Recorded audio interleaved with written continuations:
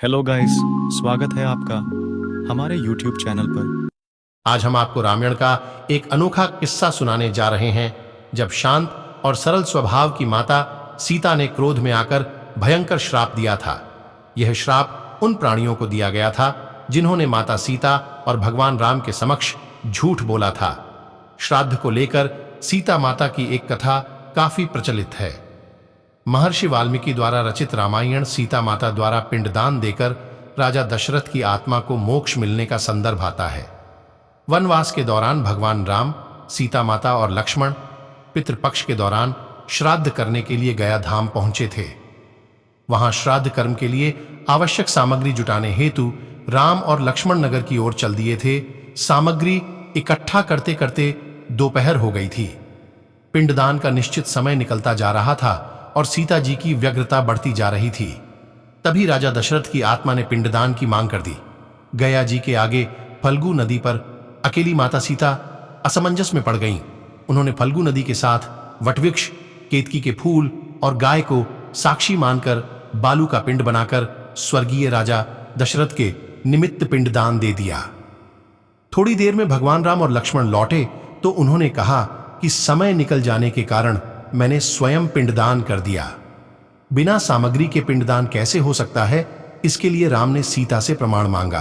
तब सीता जी ने कहा कि यह फल्गु नदी की रेत, केतकी के फूल, गाय और वटवृक्ष मेरे द्वारा किए गए श्राद्ध कर्म की गवाही दे सकते हैं।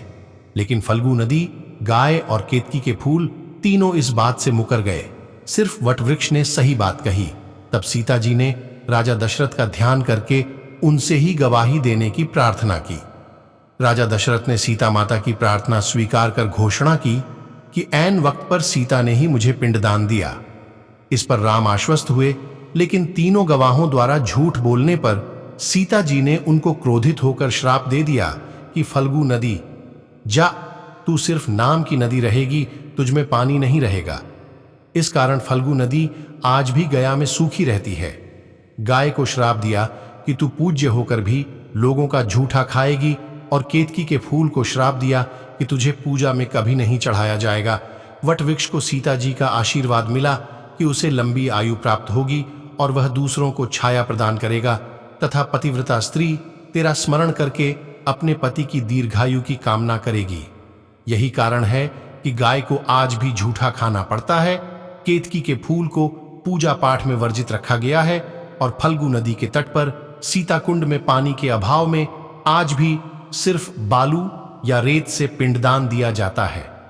तो ये थे वो प्राणी जिन्हें माता सीता ने क्रोध में दिया था भयंकर श्राप।